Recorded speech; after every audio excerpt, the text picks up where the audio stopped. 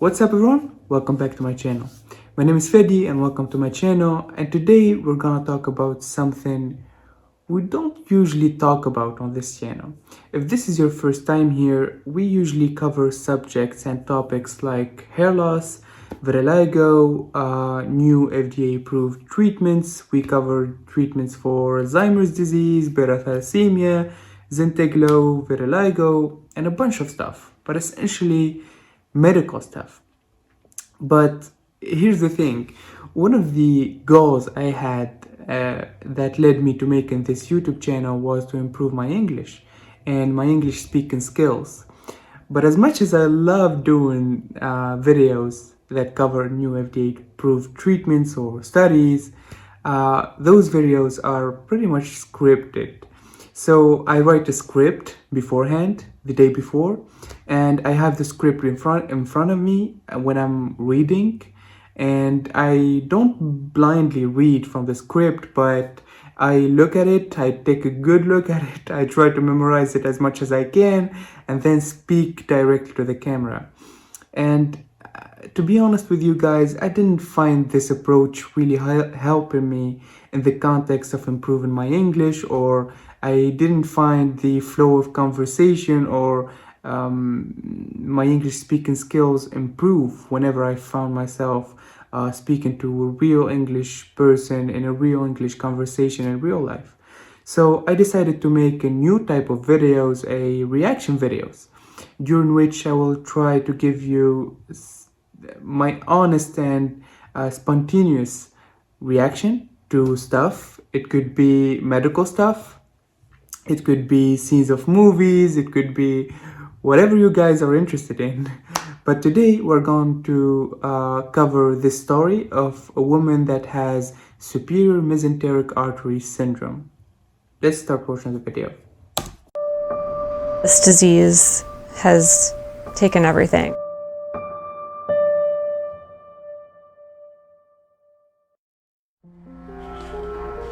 "32-year-old Lisa Brown suffers from a rare condition that is causing her to starve to death.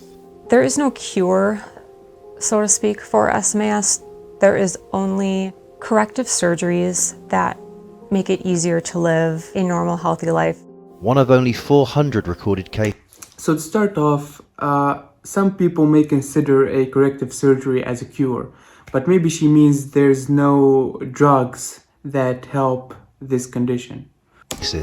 The former model was diagnosed with superior mesenteric artery syndrome, or SMAS, a gastrovascular disorder which makes eating solid food almost impossible. As a parent, If you guys see what the nurse is implanting in the patients, in the subclavian vein of the patient, is what we call a central catheter, and it's a form of basically giving nutrition to some patients that can't get their foods from the normal or traditional route through their mouth, because there's something wrong with their digestive system, in this case with her duodenum. But I will not spoil the condition. Let's keep watching the video. Vascular disorder which makes eating solid food almost impossible. as a parent, you never want your kids to hurt, but there's nothing that will make it better for her. And as well as enduring excruciating pain, she also has to contend with the judgment of strangers. It never ceased to amaze me what people would come up to me and say. That doesn't look nice, you're too thin, and how much do you weigh?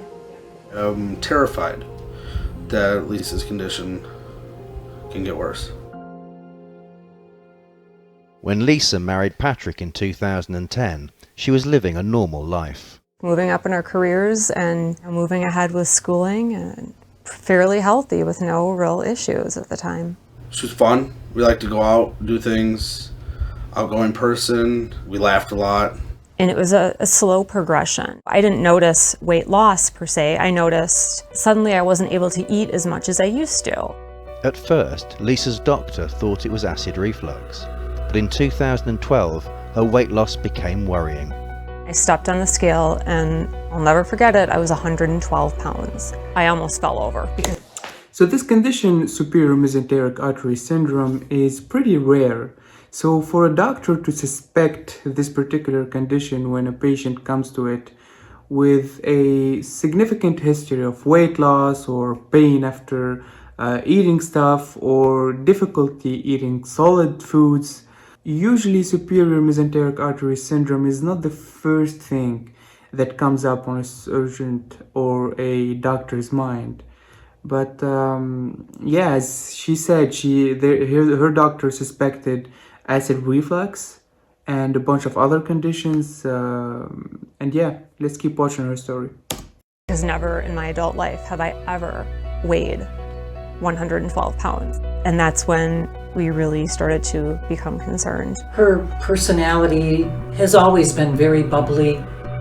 That's changed since her illness. After going for tests in 3 different hospitals, Lisa was officially diagnosed with SMAS in 2013, and the debilitating disorder causes her to experience chronic pain every single day. It never goes away. In the abdomen area, it feels like there are 2 metal. So what superior mesenteric artery syndrome basically is, you have to know some basic anatomy to sort of get an imaginatory picture of how it is in the body. So you have your heart, and the basic artery that comes out from your heart is the aorta, and you got the thoracic aorta that we call it thoracic because it is located in the thorax, in the chest area. And the thoracic aorta has 2 parts. The ascending part, it comes up, and then it has like this angle, and then it comes down.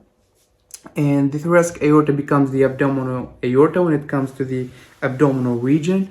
And don't get it wrong, it's the same artery, but we just call it abdominal aorta because it's in the abdomen now. And the abdominal aorta has 3 main branches that come out of it. The first branch is the celiac trunk. Second branch is superior mesenteric artery, and third branch is inferior mesenteric artery. And each artery, of course, gives a lot of other branches and supplies a bunch of organs. But the superior mesenteric artery makes this angle with the aorta. So if you could imagine that this is the abdominal aorta descending, and this, my finger, is the superior mesenteric artery coming out from the aorta. And between the superior mesenteric artery and the aorta, we have some structures coming between them in this angle. And one of the structures that pass by that space is the renal vein. And another important, really important structure that passes through that space is the third part of the duodenum. The duodenum is the first part of your small bowels. So what happens in superior mesenteric artery syndrome is that some structural changes in that space, basically changes in the fat tissue in that space, leads to that angle between the aorta that we just talked about, the angle between the aorta and the superior mesenteric artery narrowing. So we get this angle become more compressed, more narrowed like this, and subsequently the structures between this angle between the 2 arteries becoming squeezed. So in the context of the left renal vein, if you got the left renal vein squeezed, you could just imagine that some problems would come up with the left kidney. And if you squeeze and compress and sandwich, I don't know if that's even a word in the English language, but if you sandwich the duodenum, the small bowels, you will get a small bowel obstruction. So let's keep watching. Fists grabbing as tightly as possible and just twisting your intestines. It's just this deep pressure. This disease has pretty much changed everything. Everything we used to do, everything about us completely changed. We don't go. Yeah, and I just forgot to say, and the small bowel obstruction can lead to a person not being able to digest solid foods.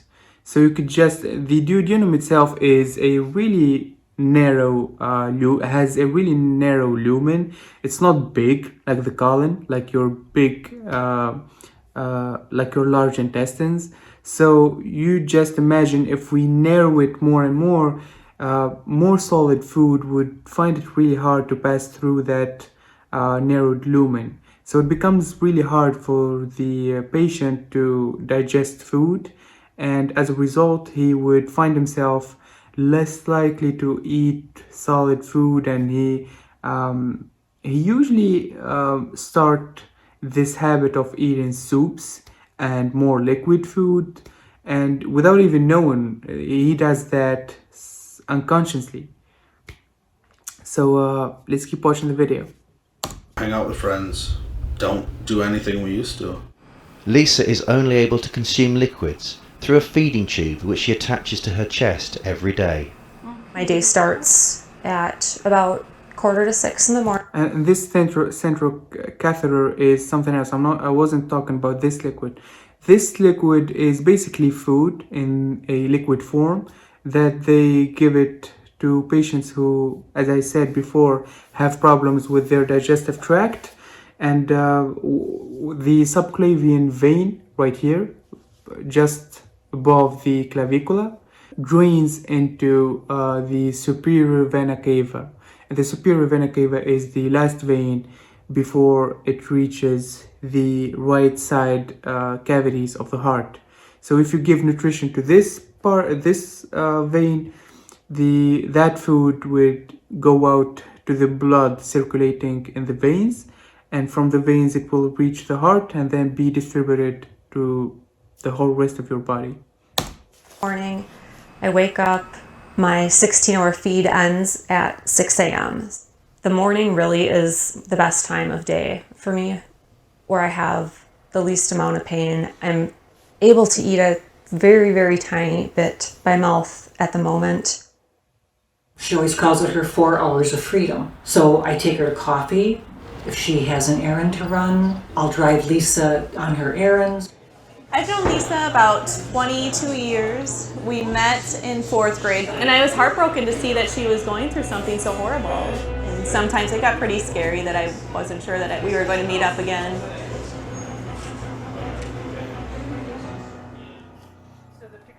Lisa is constantly reminded of how different her life is now. It never ceased to amaze me what people would come up to me and say, like in the grocery store line, "That doesn't look nice, you're too thin." And I would just say, "Excuse me?" So I can stress this more. You see, she talked about pain, she talked about not being able to digest solid foods, and she complained about it, but the most complaint she had is the psychological sort of impact she had from people coming out to her that doesn't look nice. I don't know what you're trying to do, but you're too thinny, you're too skinny, and it comes out to people judging, as we said. So yeah, I just wanted to point out how the psychological consequences of her having this or the psychological drawbacks of her having this condition is way more concerning to her, at least from what she says on this video, than the actual physical drawbacks. So please be careful from judging, guys. That's on the low end of offensive. I just want people to educate themselves and understand and not judge. However, there is hope that her condition will become more manageable. It is like a puzzle. Once you find the right doctor, they have to take each piece and address it individually in order for the patient to get as close to being cured as possible. And for me, that last step, we're hoping, will be the surgery I'm having on September 2nd, which is called a pyloroplasty. Above all, Lisa hopes to create greater awareness of SMAS. 1 out of 3 people die. And I want to educate not just the general public, but the medical practitioners just as much. Such a heartwarming story. The surgery she was talking about, or from what I know they do these days for small bowel obstruction caused by superior mesenteric artery syndrome, is what we call a bypass, a duodenal bypass, or a bypass from the stomach to the duodenum. The duodenum is the second part of the small bowel. So if you could imagine it, if you have, one second. Yeah. So if you could imagine it, if you have this as your duodenum, your small bowels, and you got an obstruction over here because of superior mesenteric artery syndrome, because of the two arteries narrowing this space. So you got an obstruction over here, and one of the ways surgeons came up with to correct this anomaly is by doing a bypass.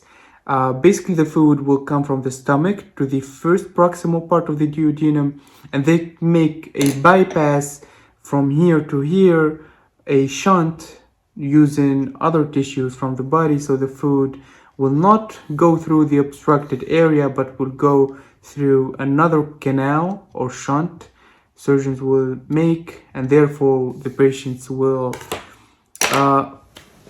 have their digestive function restored, not as a normal person obviously, but better than the initial conditioning for sure. One last thing I needed to add, a really sad thing I was reading as I was going through the comment section for this video. Lisa passed away, it seemed, 5 years ago. I'm so sad to say, but Lisa passed away a few months ago. Yeah, so Lisa passed away 5 years ago. I don't really know if this condition or if Lisa was with us now, and with the technological and the techniques in surgery getting better day by day, maybe she would have made it. But such a strong woman, and she said she wanted to inspire people to not judge and to educate themselves before judging people. And I think she got her message out to everybody, because the video got 2.6 million views and a lot of empathy from people on the comment section. Rest in peace, Lisa. So this is it, guys. I hope my reaction wasn't that cringy as the first time reacting. And yeah, please make sure to post in the comment section whether you want me to react to a specific video or topic. Also, like the video and subscribe if you found it informative or you got some entertainment value out of it. Thank you so much, guys, and stay safe.